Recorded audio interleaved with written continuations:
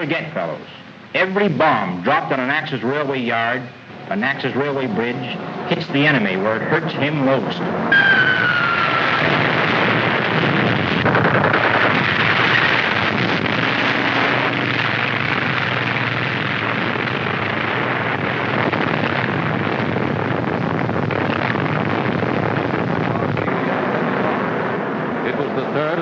Large-scale attacks to destroy German railway lines. Great fires were seen in the Bremen yards, where it is believed freight cars were loaded with ammunition and equipment for the Russian front.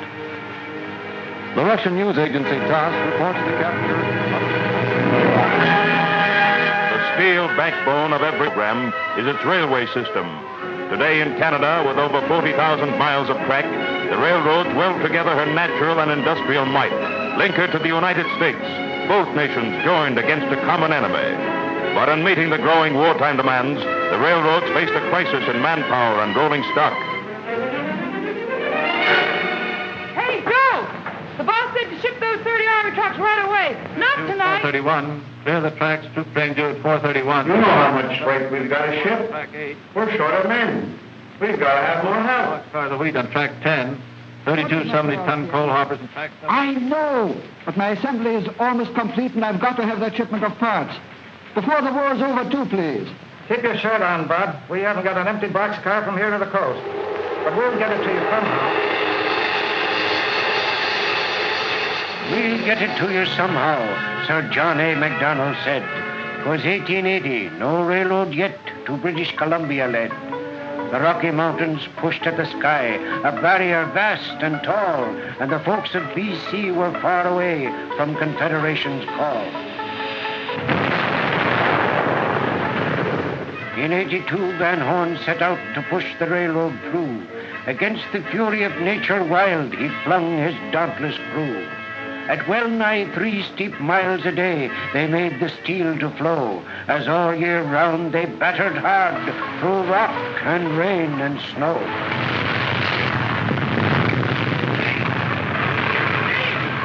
Up Kicking Horse and Rogers Pass, the valiant band thrust on, until at last in 85, their job was truly done.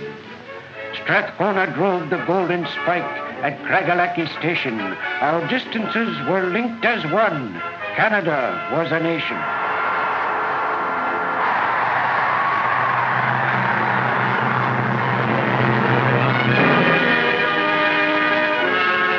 The railways conquer space to create a nation.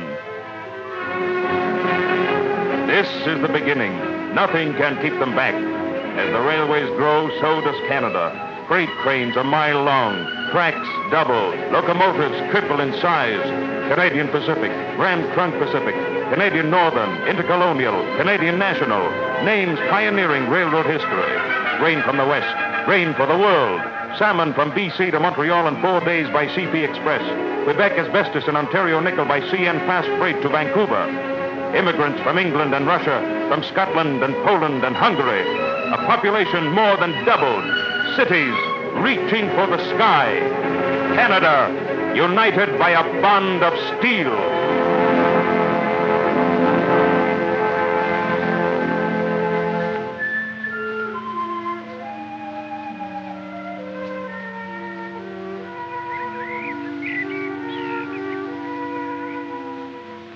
Maple Leaf, Saskatchewan. Sure, it's small beside Montreal, but our town ships whole trainloads of the finest wheat in the world to England and even Russia. That gives a town size, that does. You know, it's a funny thing. The railway station seems to be the heart of every town. And no wonder.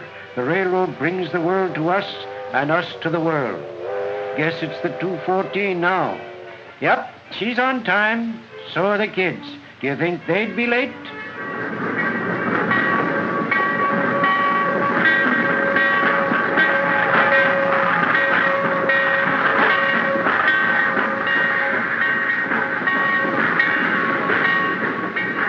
Just about the same as usual. She's unloading a bit of express, stuff for the drugstore, the mail and newspapers we're all waiting for. There's some airmen off on leave, and a neighbor going to Regina.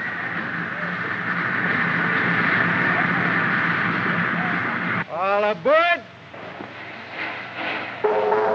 You know, no matter how many trains you watch pull out, you never get over that sad feeling that part of your life's rushing away there into the distance. A train makes a fella dream of what's over the horizon.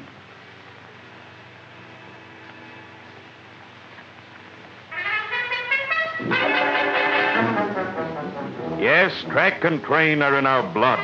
Everybody is a potential Casey Jones, even if his Cannonball Express is a table model, his Continent only the living room carpet. Railways are fun.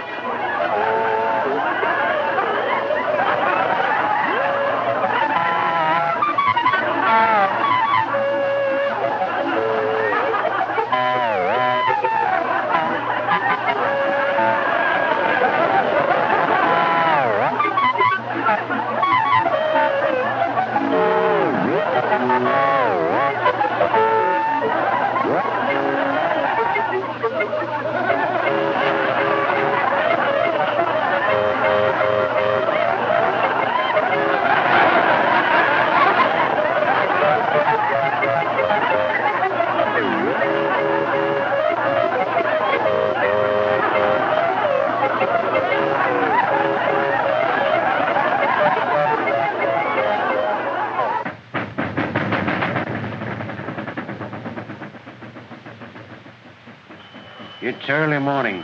The great engines, motionless and tired, purr and pant softly. You can smell the sharp bite of engine smoke. In the roundhouse, the hostlers are leading out that beauty, the 6403. Her night's sleep is over. The great turntable is waiting to swing the engine around to face a new direction. If we didn't have turntables, it would take miles of track to turn that one around. How easy she moves, and silently, and yet that engine weighs over 300 tons.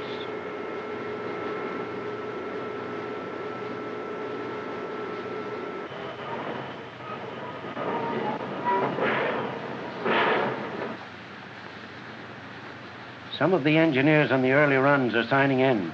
Joe Williams is on the passenger express to Chicago, and Sam Jones drives away freight. Stops at just about every station, dropping one boxcar and picking up two. Freight, you know, is the main business of the railway companies. They say if you want a big job, go wash an elephant. Well, the maintenance crews know all about that as they go over every inch of the big locos, getting them ready for the day's run.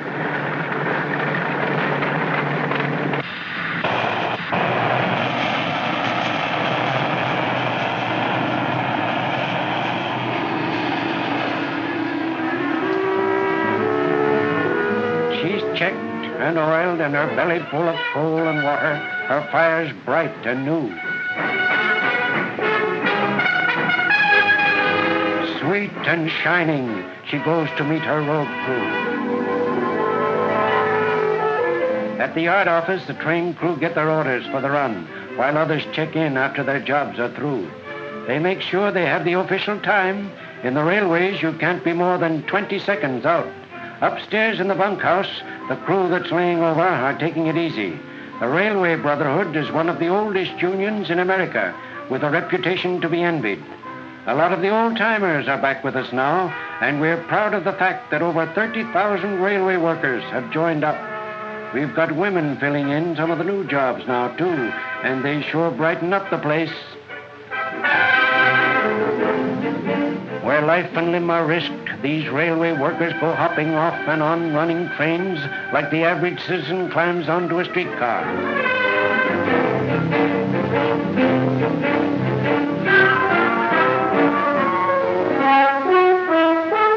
Behind that devil-may-care way is experience learned the hard way.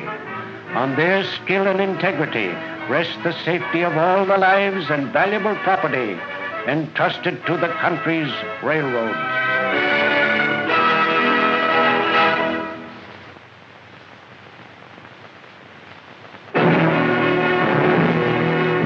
Like the sadness felt when hard times catch up with an old friend, Canadians saw the railroad struggle through the bleak 30s. Of the little cargo they carried, some was human freight, the unemployed looking for work. While next to the railway lines, the air was thick with the exhaust of transport trucks, and a whole generation grew up knowing as their only means of transportation the automobile.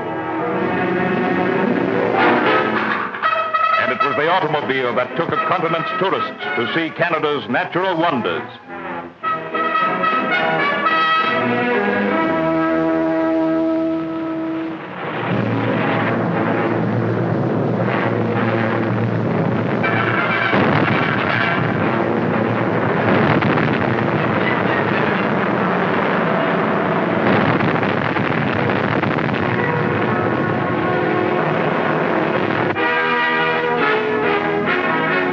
Organizations of the Canadian National and Canadian Pacific Railway systems gear themselves for all-out war.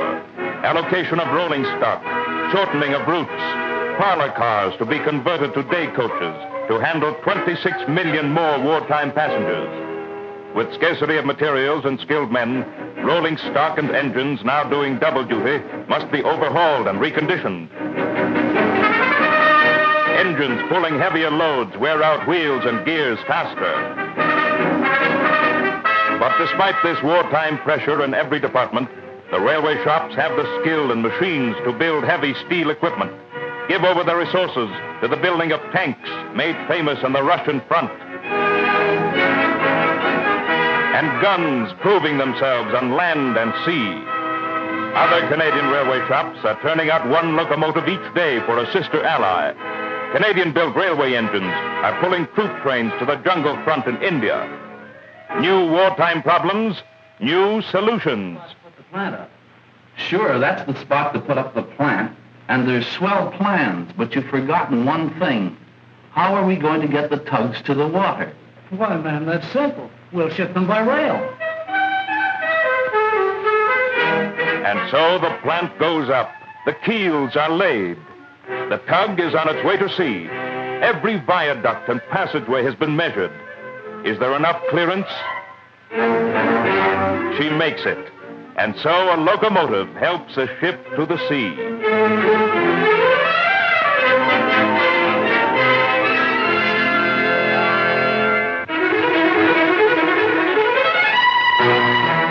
As Canada's war effort leaps ahead, 150,000 railway workers, manning the country's largest wartime industry, open the throttle for the railway's longest and greatest haul in history.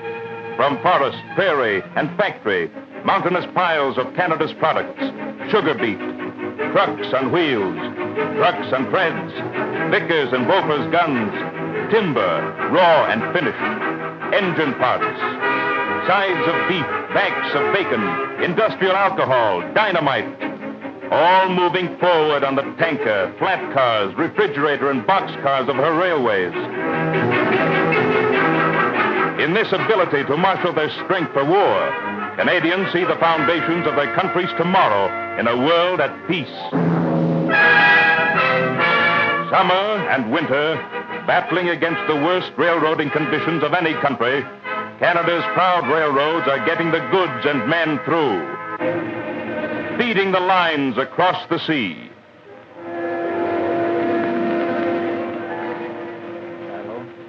And we will make the special train from Winnipeg through the coast. Well, this does it. The question now hangs on whether or not we can get sufficient equipment from the railways to get these men down to the port in sufficient time to make the convoy. Captain Black, will you contact the railways and get action on it? Yes, sir. But the best we can do is couple the 3 coaches of men onto the Trans-Canada Express at Montreal. Give it a gold-plated priority through to the seaboard. Okay. Now we'll have the men picked up at their camp.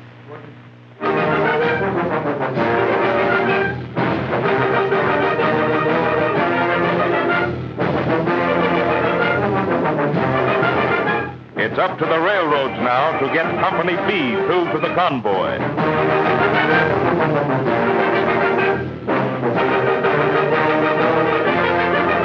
Attention, everybody. The Trans-Canada Express will be 45 minutes late. The railway station receives them all these waiting ones. They go to new jobs to get war contracts. They're going home. Against this living fresco is enacted daily the drama of a nation at war. The repatriates from the battlefronts.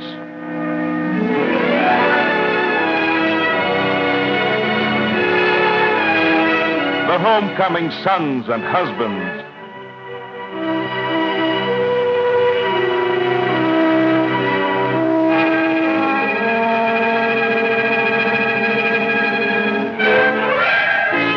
Down below on track 9, the men of Company B join the Trans-Canada Express. Attention, everybody. Trans-Canada Express now leaving on track number 9. Last-minute mail bags are rushed on. The waiting train is ready with its waiting load. All aboard.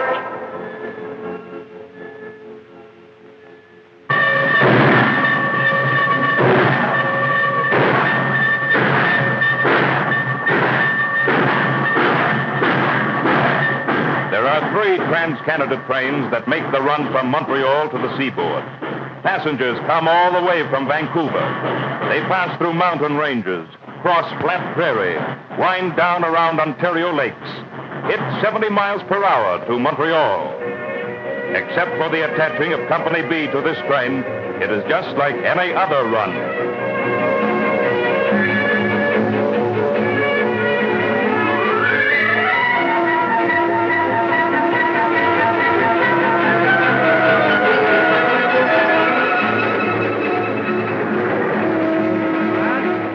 Club car? No, sir.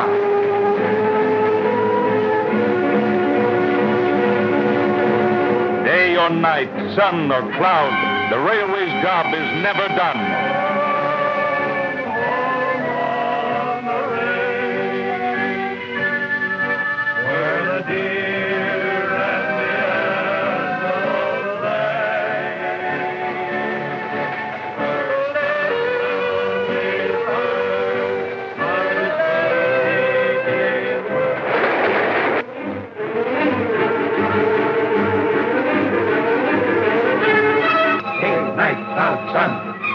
Railway job never done. Day, night, cloud, sun.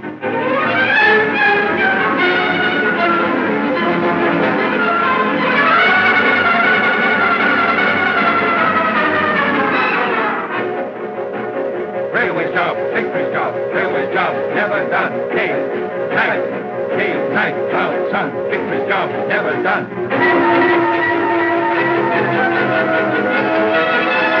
Railway job never done. Day, night, cloud, sun, never done. Cloud, sun. Cloud, sun.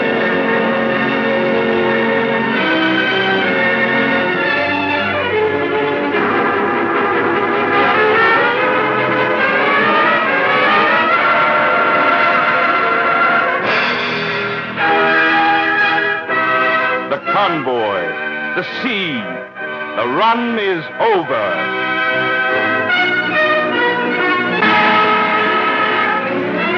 Soon the men will be on board ship, but the railroad's job goes on. More goods to haul, more men to transport. Taking Canada to the world.